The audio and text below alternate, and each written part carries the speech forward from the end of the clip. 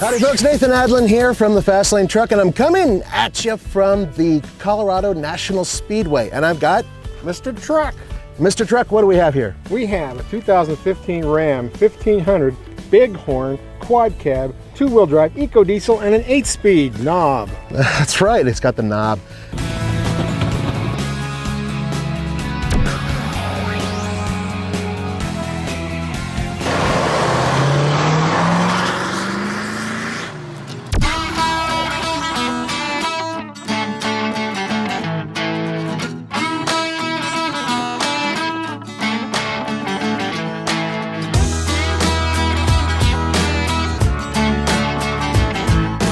Nathan, I can't believe we're in the darn EcoDiesel, and you know I almost said a bad word. Yeah. Are you ready to start, my friend? We are ready to start. We are heading up the Gauntlet. I've got the stopwatch. We're in the EcoDiesel, and here comes the start, and right now. Now, one of the things we've been doing is we're not paying as much attention to the time as we are how it tows. That's right. Partly because, I mean, there are cars that are in the way, there are traffic issues and whatnot. You can't have a perfect run each and every time. It's actually dangerous if you wanted to do it that way. What we want to do is kind of use the time as an approximation of, oh, okay, did really well. Now, here's an example. Right now, I'm in wide open throttle and we're going 60. Speed limit here is 65. We're probably going to get up there, and then as we go up the hill, it'll probably drop down a bit. Now, you know, it's taken us, what, almost 2 years to get this truck. 18 months and change. Yeah, so I'm just a little concerned that Ram is worried that this truck has enough power to take on the Gauntlet, because the Gauntlet is an extreme test of a truck's ability, right? We started about 9,000 feet and go up to almost 12,000 feet. We're, you know, 2 miles, what, almost 3 miles above sea level, and that means we're down 30% on power.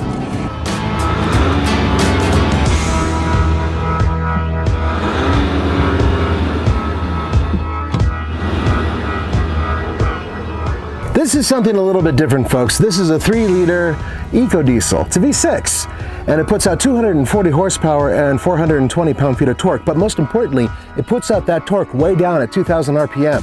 So towing, well, it's pretty good. It's also hooked up to an 8-speed automatic transmission going straight to the rear wheels. This is a 4x2, not a 4x4. And that 8-speed, it's a knob. So if you like hockey, you're in luck. Yeah, no, this is a turbo diesel, so we're not as down as other. It does make up. And it makes a significant. But look, you've got 240 horsepower, which isn't a lot, and of course we're towing it's 420 pound-foot of torque. Yep. But that 200 horsepower is more like 150. I'm doing that roughly right now, and that does hurt a truck. So I think that the Ram guys are aware of this. That's why they also sent us the 4x2 because it weighs less, right? Yeah, and this is the best of all the towing vehicles, the way it's set up. The wheels, everything. This is the best setup that they could give us in order to tow effectively. Now, I can tell you this. Around town, it wasn't a problem towing the load, and we are towing quite a bit of, this is just about maxed out right now. Yeah, we're towing, well, 7,200 pounds in trailer weight and an overall weight of 13,380, which is pretty much maxed out. And like I said, the target, of course, is the Ford F-150 2.7 because those guys compete head-to-head. And that truck did it in 7.38 going up with a 4.3 mpg average on the way up. And so, you know, 7.38, that's a really good time. Really good time. We're not going to make that time at this rate. I am wide open throttle and we're only 55.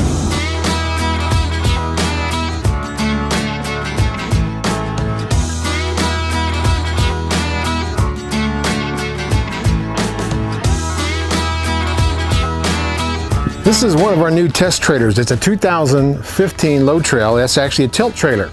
Great for this purpose. We just put a new rock guard on it. We've got toolboxes on it. This has 7,000 pound axles and it's self-adjusting brakes. This is a new trailer for them, just came out last fall. And our ballast, our weight on here is a 1968 Bronco half cab. This is the project truck for TFL Truck. And we're towing it today with this new 2015 Ram with the EcoDiesel. It's got a 392. Maximum towing capacity on it is 8,840 pounds. And what we've loaded to here with our Bronco and our load trail is 7,200 pounds. So we're well under the limits.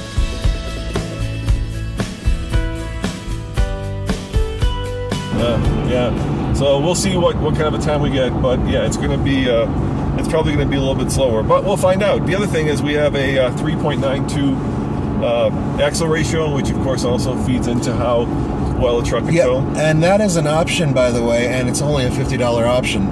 Yeah, and you know, once again, it's really hard to get our hands on these trucks, and I want to give a big shout out right now to Nick Kappa, who actually came to us with 3 trucks for this run. We've got this EcoDiesel, we've got the heavy-duty 2500 and the heavy-duty 3500, and they brought 3 trucks out, so I have to say thank you, Ram, thank you, Nick, for taking the time and the budget to actually bring those trucks out here.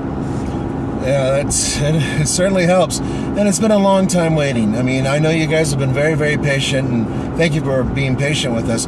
Look, we've been begging and screaming trying to get this truck for a long time.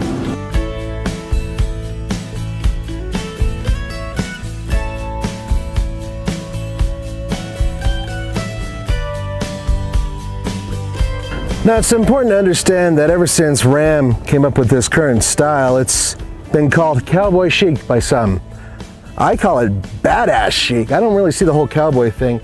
I think it's got a little bit more street cred to it, especially if you get this package, which comes with these 20-inch wheels. Altogether, they haven't done much to change it this year, and they don't really need to.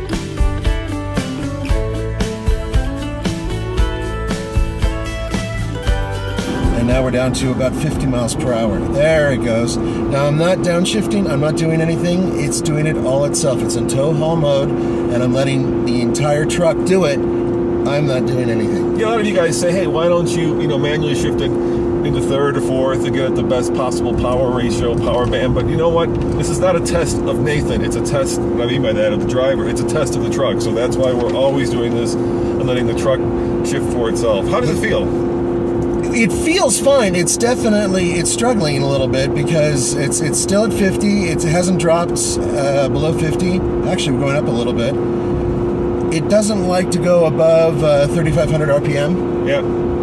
But it's not making a whole lot of noise. I mean, it's relatively relaxed. The weight, we've had to redistribute the weight a few times to make sure that we had exactly the right amount of tongue weight and everything else. And by doing so, it's a relatively stable ride. No drama, you know what I mean? No loud noises. It's just kind of casually doing its thing. The only way you can find that this thing is struggling is that, we're not flying up here at 65. Yeah, of course. It's a truck that's built for fuel efficiency. Yep. And there's always that trade-off between fuel efficiency and power, right? The more power, the less fuel efficient. The more fuel it uses, be it diesel or be it gasoline. So we are kind of in a situation right now where we've got the most fuel efficient half-ton truck, but when you put it into an extreme situation like this, you're going to find that it is a little bit, I shouldn't say underpowered, but certainly a little bit challenged.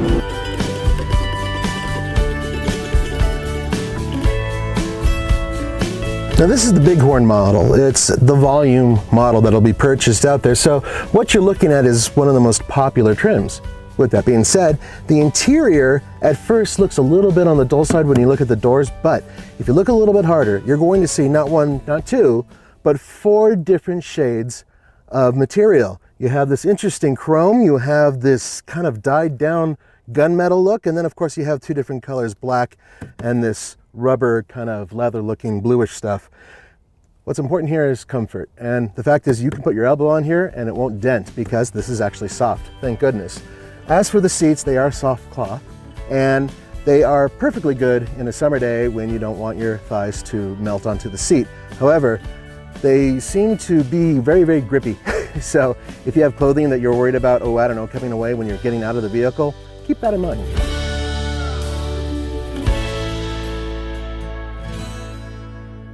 Yeah, it's challenged, all right, but it's not. I've had worse. There have been a lot of. That's what she said. Sorry, guys. there have been a lot of mid-sized trucks that we've taken up this hill Yes. and that have struggled a lot more, and some full-size trucks that have had some issues as well. This one is not struggling that much. It's just very happy at 50 miles per hour, wide open throttle. That just seems to be where it's very happy. And so far, MPG is much better than a lot of the other trucks that we've played with as well.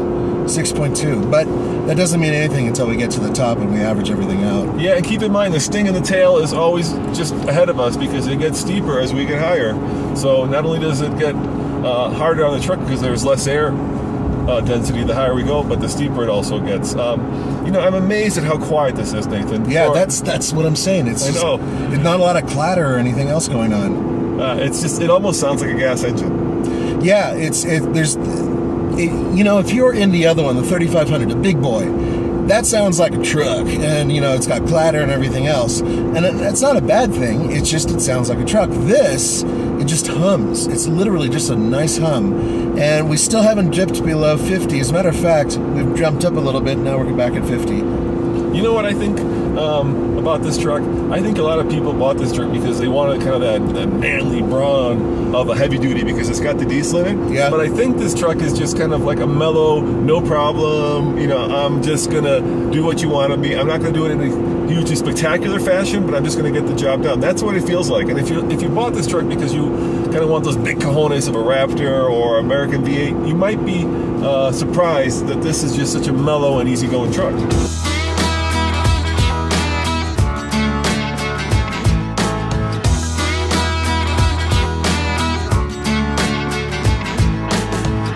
Now I have here the sticker right here, and there are three important numbers. One, $33,290, that's the base price. $44,140, that is the as-tested price. And this one, which if I ever get this open is pretty cool, 23 miles per gallon combined. Now, those numbers are very close to some of the competitors out there, specifically the Ford F-150 with the 2.7 liter EcoBoost engine. I think these two go head to head in so many ways. It's going to be really interesting to see how this compares.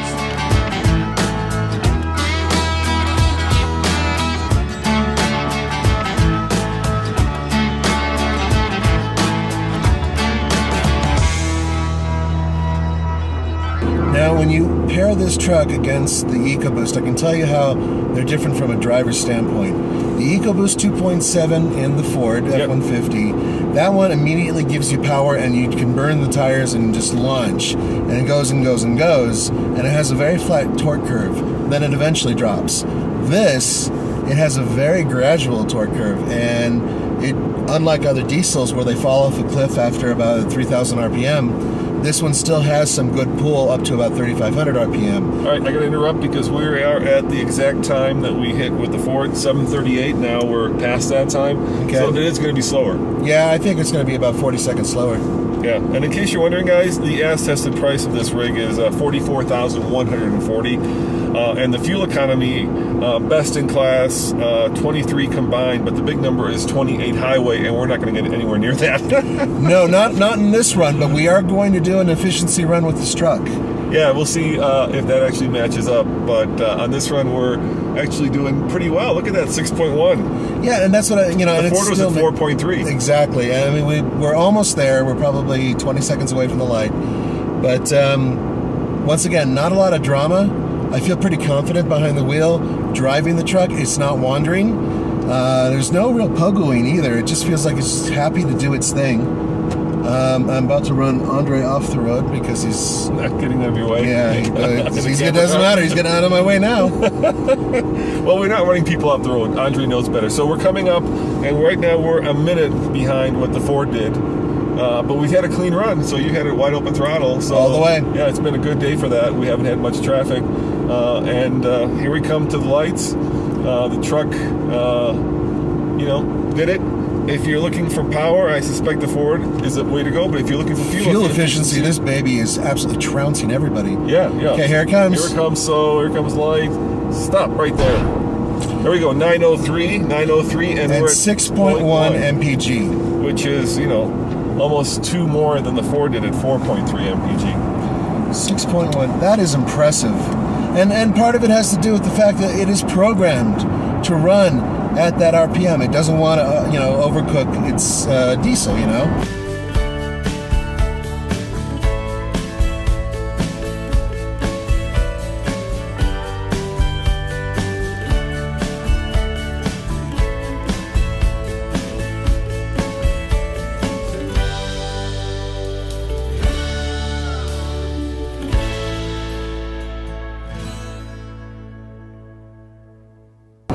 I think that was really impressive from a gasoline, from a MPG standpoint.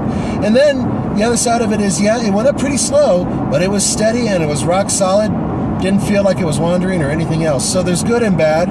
But for the most part, for those of you who want the efficiency with decent power, that's the way this EcoDiesel seems to go. You know what I'm saying? That's the right way. And I think part of that is also that it has an 8-speed.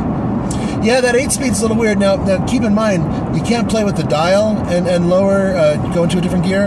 You have to change gears on the steering wheel if that's what you want to do. And indeed, I'm willing to bet we could have knocked off several seconds from that run had I played with it. But once again, we only let the vehicle choose the gear to be in because that means it's absolutely straight across the board. You can't base it on my driving or Roman's driving. You base it on what the vehicle was programmed to do. All right, guys, there you have it. We've got the EcoDiesel after almost 2 years. You've seen the run. We'll let you now battle it out in the comments section. Yeah, and by the way, steering has been great, and the brakes have been pretty good. And I got to tell you, even I've run this trailer without the trailer brakes on, and it worked pretty good on this truck. So all in all, a really good setup for towing. Do not recommend going maximum, but if you drop 1,000 pounds off this thing, this baby would be sweet. As always, this is Nathan and Roman saying thanks for watching, and check out tfltruck.com for more news, views, and of course, real world reviews. And by the way, if you want all the numbers, go to TFL Truck because Andre is a numbers guy and he puts them all there. Yeah, he certainly does. Oh, by the way, coming soon, Golden Hitch Award. We've mentioned it a few times, Right. and we're going to mention it some more. Yeah, that's why we've got this truck, because we've got the Gold Hitch coming up in April, and we're going to find out what's the best towing truck in the land. Is it this one, Nathan? Ooh. We don't know. You'll have to find out on the 18th? No, much earlier than that. The 8th? Yeah, beginning of April. So, there you go. Check out TFL Truck for more Gold Hitch information and announcements, but we've got a lot more trucks stored up the hill. See you guys next time. Ciao. Ciao.